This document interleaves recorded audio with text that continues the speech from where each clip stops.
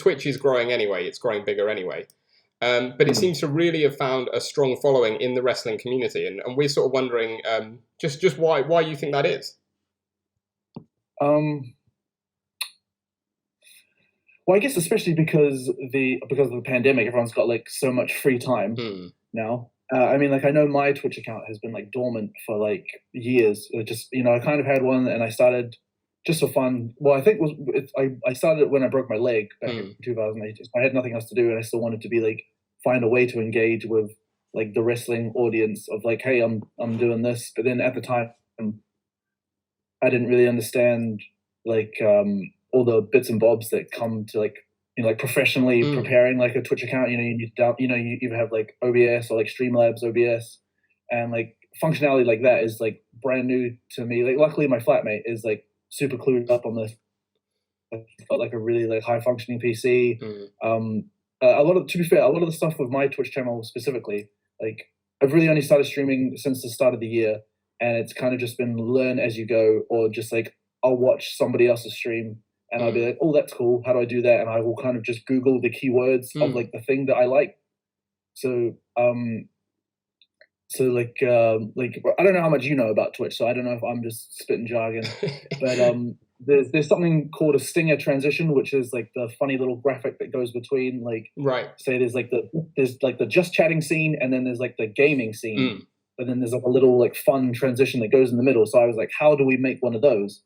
And then I literally learned to build one from a YouTube tutorial, and now I have like a real funny little me. I come across the screen and I push the other scene out the way, kind of thing. Oh, okay. So it's just like, oh, that's cool. Yeah, I mean that's the thing, isn't it? It's I guess things like that are very learn as you go, but I think is it the sort of thing I imagine that sort of once you're used to it, now that you've got a bit more into it, it's a lot more easy, a lot more easy to process, I guess. Yeah, like all of the like widgets and stuff are so much more manageable now that I've kind of like cottoned on to what the processes are of like, how do I add this, and if I do this, then like this sort of sequence will happen. But like I can't imagine it's very like high tech like coding, or it's not, but like it is interesting enough to me that it's like it feels like an upskill. It feels like I'm learning something, and then it enhances the visual aspect of my Twitch, which is super fun. Sure, absolutely. And I guess sort of both in BritWres and abroad as well, you see a lot of wrestlers on Twitch. Is it the sort of thing? I guess what I'm trying to ask is, do you see it as performing in a different way? Obviously, you perform in the ring, and you have to engage a crowd in the ring. Yeah. Is it? Because it doesn't always happen, but I do feel like once I've turned like the stream off, I kind of go, whew, like like not like out of breath, but I kind of just like, okay, that's done. But I never feel like what I'm doing on the stream is like a fake presentation of myself. But it does, but I feel like I'm always like subconsciously aware when I'm live on stream that I am live on the internet in front of people, whether it's in front of 10 people, 30 people, 50 people, if whatever. However, like there's just still a part of me that's like, gotta put on. Well, no, it's not like that at all. It's not like I gotta put on a smile. It's literally just like, I don't know. I don't really know how to explain it other than just like, I'm not pretending. I'm not pretending to have a good time on the stream. Like I am enjoying myself, but at the same time, I'm wary of like who I'm engaging with, what we're talking about on the stream. So I am like, censoring myself to a point where like, I'm making my. Oh, sorry, that's all right. No worries. But you know what I mean. So like, I'm not purposely trying to avoid anything. It's just I don't really want like some things I just don't want to bring to the stream. So I'm just going to like make a conscious effort not to address it or whatever. If there's any kind of like something that just doesn't need my opinion on it. Basically, it doesn't need my input. No, sure. It's just not. Yeah. No, absolutely. No, I totally get that. And having like watched your Twitch and seeing what you do, it's you vary it up a lot. There are a lot of I guess streamers who sort of play one thing quite consistently, and you seem to like to go a lot of very varied. Is that just your style generally, gaming, like or doing anything? You like to sort of mix it up a little bit? Well, I guess I'm just like interested in like a lot of different games. Like it's more specifically like on the PlayStation. Like I don't like hate the Xbox. I've never had one. I've never had one as a grown up. It's just been PlayStation all the way through. PlayStation and the Pokemon like on Game Boy and stuff. So those are like the only, like Pokemon specifically is the only like game that I've played since I was a child, and then like PlayStation is just like all games on the PlayStation I just tend to love. Well, all the games obviously all the games I like are the ones I play. Yeah, that's the but yeah, I don't know. I just like a variety of stuff, so I'm just always interested in trying different things. So no, totally. And yeah, absolutely. And you mentioned Pokemon there. Huge fan myself, big player. I'm more the originals. I normally stick to red, blue, and then gold and silver, and that's generally what I'll play through. Like, I think I had Crystal. I like Crystal. Yeah, those two were the best. Those are the best games for sure. Yeah, the first 2 gens is basically what I play religiously because I'm not surprised. Yeah, those are like I also got Ruby, and that was like I really enjoyed that one as well as like a story, like the story with like Team Magma. Yeah, I enjoyed like that little like extra bit, and then there was the whole thing about you get the Braille and you unlock the red G's or whatever. Yeah, like the updates thing where they do like mega Pokemon and stuff. Yeah. I wasn't too much into those. But, no, you weren't feeling it? No, like the not as much. Card game I also never really got into, and then which is something that I enjoy watching, obviously myself. So I guess the crucial question to ask you first off is: do you have like your Pokemon dream team? Because obviously it's different for each game, but if you could pick 6 across all the gens, would you know your dream team?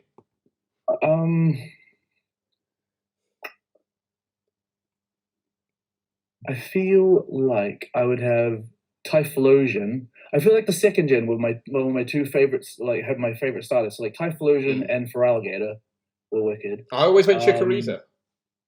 Really? Yeah, and I kept it as a Chikorita the whole way through. Didn't evolve it at all. Wow. That's crazy. I can't imagine doing that. It's a lot of hard work. I hated pressing the B every time because by then they hadn't introduced that stone that you could add on, so you just didn't evolve. So you just had to keep doing it every level. It was so annoying. Well, unnecessary. Probably Primate as my 3rd fave. Who else?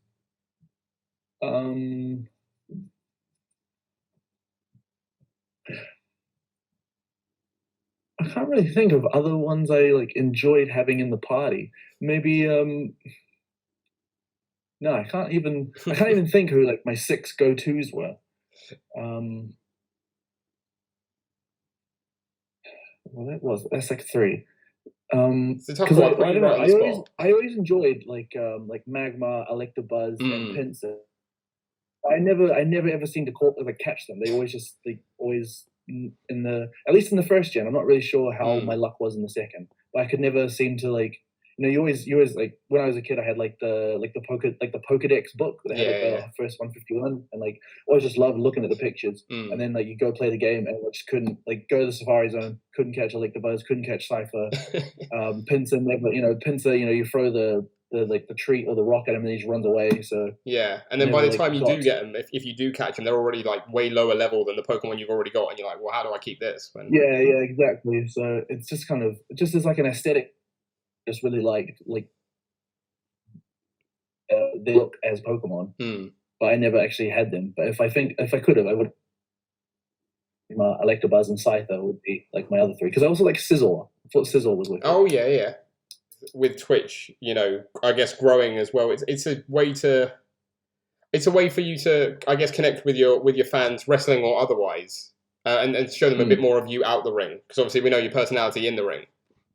Yeah. Which is great. I mean, do you think that do you find that can be helpful as well in terms of Twitch users who are wrestlers or whatever profession they have, especially when it's something entertainment based? Yeah, sure.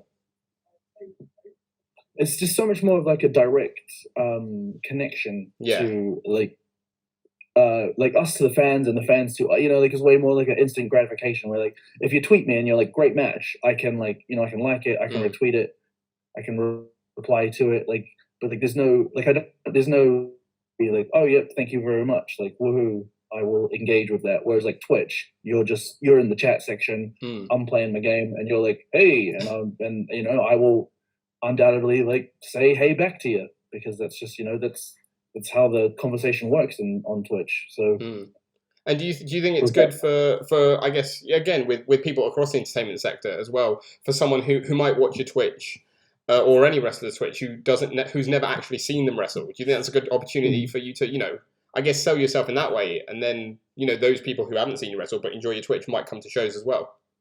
Yeah, I mean, obviously it's hard to gauge that currently in the pandemic and stuff. Like, there's no way to know whether the trickle down will be like, oh wow, I saw you on Twitch. Like, I can't wait. When's your next show? But like a similar instance to that is maybe like a month ago, I was streaming and I got raided by this streamer from Australia, and it was just a coincidence that one of the people who was watching her stream was a wrestling fan and was a fan of mine, and had said, and I guess like obviously I wasn't there for their stream, but it was like the way it was explained to me was she was like, oh, who should we raid? And that person was like, oh, this wrestler TK Cooper is streaming right now, let's go, can we raid him? And she was like, yeah, sure. So then like 20-30 people came to my stream, and they were like, what's going on? Oh, you're playing Hitman, that's real fun. XY, like I don't know his screen name, I think it's Jay something, but he was like then they were like, oh, Jay told us you're a wrestler, is that true? And then everyone's in the chat like talking about, and I'm telling, obviously the chance of me meeting any of these people is pretty slim because they're all in Australia, but just like the fact that people were interested beyond like what they were seeing in terms of like, I'm just another Twitch streamer, they were like, oh, we heard you like a pro wrestler, what does that mean? And I was like, well, I've wrestled all over the world, I wrestled WrestleMania, blah blah blah, all this other stuff.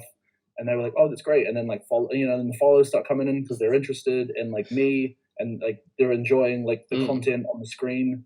So it's just a real like I feel like that is a cool example of how like the wrestling, well, not that I'm a boring person, but like how wrestling makes me interesting to the internet beyond just like you could be streaming and I could be streaming and we're streaming the same thing, but like there's like one extra layer I have of like, I'm also a professional. I mean, I'm sure you've got cool stuff going on, but for instance, like I'm a professional wrestler, so people are like, oh, what's that like? Let's ask some questions about that, because Twitch is such an open forum. Where the only really difficult thing, and even that isn't that difficult, but like chroma keying and color keying, so just like, so obviously we have like a big pull up green screen that we put behind the sofa, and like it's pretty basic, like however, like I don't really know the technology or the science behind the technology, but like it just identifies the color green and then just eliminates it, and then you can just put whatever background you want. If you watch the stream, it was just like a fun like beach thing. Like stuff like that isn't too hard, but then like sometimes there's, because of the way that the light hits the screen, there's like different like specks that you just have to like zoom in to like remove. So there's like tiny little like finicky bits like that are just like not like difficult, but it's just kind of just do the whole thing in one go, because it would be so much easier for me. But no, I'm a video editor by trade, so like I know exactly what you're talking about. What I'm talking about. When you go into all that, it's such a pain. It can be such a nuisance. I mean, something you said there that I picked up on that I'm interested in is, you mentioned obviously it's not a career yet. Is that something you'd want? Would you like it to be a career? I don't really know. Like, I definitely enjoy it, but I don't know how much time I would have, or how much more time I'd have to dedicate to it to like have it take off, because like I enjoy doing it because it's fun. And I feel like that's like the same with wrestling. Like I enjoy doing it. Like I enjoy wrestling as my job because it's like the most fun thing I could do. But then maybe so is Twitch, because like I like playing games. I like interacting with like the people who watch me play. Like I like all of the features that Twitch brings to me. In terms of play a game, play it online, have people like get involved, and then even like like the charity one, for instance, where like there's no game involved. We're all hanging out separately. We're all together in a way. Like I just find that really fun. I find that concept just really fun of just having like not really a party, but like there's just loads of, there's just a lot going on. Everyone's got something to say. It's all very like fun and just jovial. So I enjoy that aspect of it, and I enjoy like the building of my Twitch channel in terms of like all the like pretty much what I'm saying to you, like or like the stuff I learn on YouTube, how I can add new parts to stream. Like I enjoy that part of it as well. So No, I feel like I've just talked myself into I've talked myself into a long yes, basically. Yeah, I would enjoy that. Awesome. And you mentioned something else that I was actually going to ask that you sort of vaguely picked up on there. But obviously your relationship with Mambo and also with Spike as well. You guys have a good dynamic, especially things like ETM as well. You do all this stuff outside of wrestling, but obviously still involved in wrestling. Yeah. When you're in that sort of environment and you're creating content, as a wrestler, outside of the ring, but still to do with wrestling, things like that. Is it tough to escape wrestling? Is it tough to get away from it?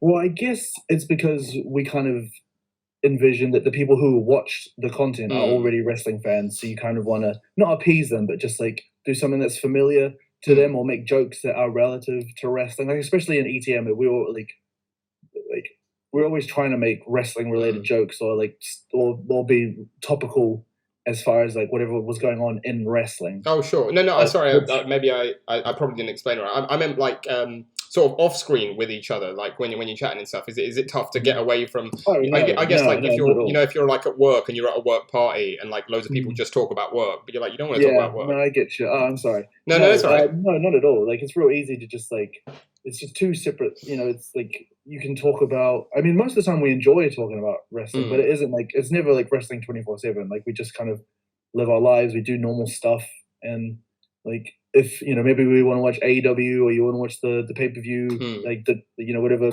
Fast Lane or whatever's coming up, like we'll watch that. But it's not like a chore to like talk about something else or talk about politics or just talk about like games, for instance, or sport. Like it's just I mean we're just people. Yeah, no, absolutely, of course. End of the day.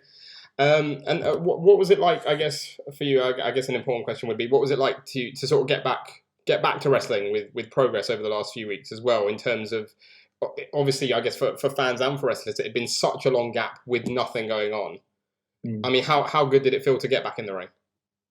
I mean, the first match, that was on Progress, me against Gene Money, I didn't really feel like it was a great one for me. I think because of just the time off, you want to come back with like a just like explosions, everything. But it just like, I mean, it's obviously up to everybody else to whether or not they enjoyed it, and if they did, that's awesome. But I just didn't feel like it was my best foot forward in terms of like I've been away for X amount of time, and then this is the first impression you get post COVID, if you want to call it that. I mean, it's not really, but you know what I mean. So like for me, it wasn't like I wasn't happy with my performance. I didn't think it was like the level I wanted to be at that time. But then, but I was happy. I was happy to be back. I was happy to be wrestling again. But like so overall, like stoked, like buzzing that I'm fortunate enough to be part of Progress and what they're doing, at least for now, hopefully. But in terms of the actual like performance aspect, I was like when I got to the back, I was like, oh man, I didn't really feel like that was very good. So, which I guess is just I'm just it's like the you're always your own harshest critic kind of thing, where I'm just never gonna be. I mean, never gonna be satisfied, I guess. No, sure, no, absolutely. Yeah, because I know how it feels as a fan watching it, but. How is it to be in the ring? That was also like a jarring thing of I wasn't part of the first, like I wasn't there on day one of the tapings, so I wasn't necessarily like up to date with like what it felt like to be a part of it. So I kind of got thrown in there in the back end of it. So it was odd. It was definitely odd, and I think like as the tapings went on, it became more natural. And I think everybody was like initially struggling with it as well, but we've all kind of like settled into, okay, like things we used to do when crowds were there. Everybody has to change their style basically to appease like there not being time to like wait for like, because that's there's stuff like that. There's no chants, there's no claps, there's nothing to like push the action on. It's just all like it's all fight. It's all fight now. So, and that was just really odd because I guess I had been home since July, and I'd even wrestled in New Zealand, and things were normal in New Zealand. So I had only wrestled in front of fans so I was very out of my depth. I haven't been a part of the Rev Pro tapings, hadn't been a part of the Progress taping straight away. So when I came back, it was uncomfortable, but you get used to it. Yeah, no, sure. And I was going to ask about that in terms of coming back, because obviously lockdown's been tough for loads of people. Obviously, you mentioned out, New Zealand, Australia, you've got people out there at the minute like Aussie Open and Charli Evans as well out there. Obviously, they've not made the decision to return back yet. So what made you want to come back, I guess, having gone back, and especially with lockdown and with COVID still being such a big thing over here? I mean, I think it was just a combination of when I went home, I didn't really intend on going home to stay home. It was always, the plan was just for a visit. Like I would come back and, just get back to my life over here. It just not knowing that when I came back, it would go back into another lockdown. Because when I left, things were starting to open up over here. So it seemed like things were getting back to normal. And then just literally by chance, by the time I got back, was just as the new lockdown was about to begin. So what can you do? Other than that, but yeah, it was mostly based around Progress had messaged, Rev Pro had messaged, and I just wanted to come back to see my girlfriend. So sure. Yeah, obvious reason. Yeah, for sure. So there was like work, and obviously wanted to see my lovely girlfriend. So those were the main driving forces behind that. And then unfortunately got stung with lockdown, and then none of the wrestling stuff happened, which was a shame. Yeah, I mean, it's just been a bitch generally. I mean, how have you found it just generally, lockdown in general, the multiple lockdowns, I guess? How have you been coping with it? It is like annoying because I feel like it's not even for like a social thing. I just I want to go back to doing the things I was doing, and I don't really like. There's only so many times you can go for a walk around the same park before it becomes a bit mind numbing. Even though I enjoy the fresh air, I like getting out. I like working out in the park, but it's just become a bit monotonous, a bit repetitive, and even though like the working out stuff is more for not necessarily like a mental health thing, but just as a necessity because I need to look healthy as a wrestler. So that's more of like a job thing where I can accept that like it kind of has to be done because if I want to be a wrestler, I need to look a certain way, and still if I can't perform, then I don't I'm going to get cut from Progress, or I won't get the bookings when things go back to normal, and then I will be relying on Twitch too. But so like I have not really hated the lockdowns. Like not to say I've enjoyed them, but like I've tried to make the most of having nothing to do, I guess. Sure. Yeah, absolutely. And that's what brings me on to my next one. And I asked this to Cassius when I spoke to him as well. And obviously, I guess it's a sort of question that it's mainly answered to the amount you want to, because obviously I'm not expecting anything to be divulged if you've spoken to people who have talked to you about maybe their futures in wrestling or whatever. But with COVID, with a lot of people moving home, moving back to their homes, different countries essentially, away from BritWres, and obviously sadly with things like speaking out as well. I mean, have you thought about what the future holds for BritWres, especially in terms of some people have gone to NXT UK, some people have moved back home that as of yet, from what we know, may or may not come back. You know what I mean? Have you thought about what that future for BritWres could be? Like how it's going to be different when it's fully back? Not a whole lot. I mean, I can't speak for anyone. I guess I know. I may know a little bit more than you because I guess I'm in the industry. But as far as I am aware, like there's a lot of the good promotions doing good work behind the scenes to like do all of the stuff that was asked of them in terms of what the result of speaking out gave us in terms of like safeguarding and whistleblowing and protecting the talent, protecting the fans. And I obviously I know there's like loads of fans and wrestlers who have been jaded by stuff like speaking out stuff, and COVID has obviously not gotten rid, but people have moved away, as you said. But like I know a lot of the good promotions are doing the necessary work behind the scenes to make sure when wrestling comes back, like there is wrestling to come back to, and it is like it has been filtered through all the proper channels. Yeah. So like I'm definitely optimistic, but I guess like cautiously optimistic, where like I've been a part of Progress now during the pandemic stuff, during these no fans times, and like they bring us together. We have like I guess like a staff, like a team talk, and they let us, there's a back and forth there of like they tell us what they're doing, and then they ask for feedback, and we ask, could you be doing this? Could you be doing, where is this? And then they try to give us the answers. Obviously, like it goes without saying, they did not deal with any of the internet stuff very well publicly. But so that was such a shame that like we were, we're there, we're at the tapings, and we're being told what they're doing to make sure to protect us and to protect themselves as well.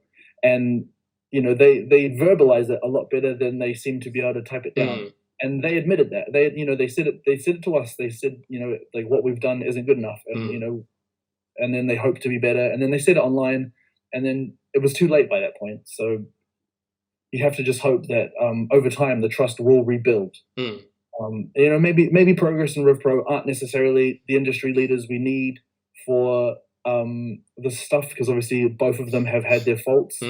But at least, well, not at least, but they've been honest about it, and they've been upfront about it, and maybe it isn't what people wanted, but at the very least they have, they've kind of taken it on the chin, and they want to progress. Very lame, unintentional pun, but there's other promotions in the background that are also doing the work, writing the policies, and I haven't necessarily spoken to every promotion. That's why I'm kind of generalizing it, because I know like 3 or 4, but I wouldn't bother telling you who it is because it's not important. But like I just know that there are good promotions doing good work behind the scenes. That means if and when we can bring like fan shows back to BritWres, that they will be, they'll be safe, they'll be fun, and they'll be exciting, and it'll be worth it. So sure, absolutely. So yeah, again, cautiously optimistic, cautiously confident that things will be good. No, really well said. No, I totally understand that. And so, again with wrestling, again with your time, I guess back home as well. The one thing that's always intrigued me generally is what can you sort of tell us about how different wrestling culture is, like here and over in Australia and New Zealand, both sort of growing up around it and then actually wrestling in it as well. Is the culture different, or is it the same sort of niche sports entertainment that you see over here and in America? I would say that the same kinds of people go to wrestling internationally, but like the popularity like behind it, so I feel like BritWres has way more of like a football style like following in terms of the atmosphere there that the British people bring to it, like going to the pub before and after it, getting rowdy at the shows. And that's not necessarily like being a nuisance, but just like chants and clapping and like bringing the venue alive with just like more than just like that was good, as opposed to in New Zealand, at least when I started, there wasn't much energy in crowds. It was always just kind of clapping for moves and like I don't know. There wasn't really much atmosphere at New Zealand wrestling shows when I first started, which I guess like the culture has changed, because I guess things like Progress that got so hot in 2016 to 2000, whenever, just that style of fandom has just kind of trickled down to Australia and New Zealand, because like I think as a wrestler you see it and you're like, I want to be a part of that, and then as a fan you see it and you're like, well, I want my promotion that I go to be like that. And I know, at least when I wrestled in MCW in Australia, that even when I was first there, that like those fans were like super passionate. Like they love their guys, and they love the wrestling. Like a lot of there was a lot more engagement from the crowd that wasn't necessarily from me or any wrestler like starting it. Just the crowd are like, let's get involved,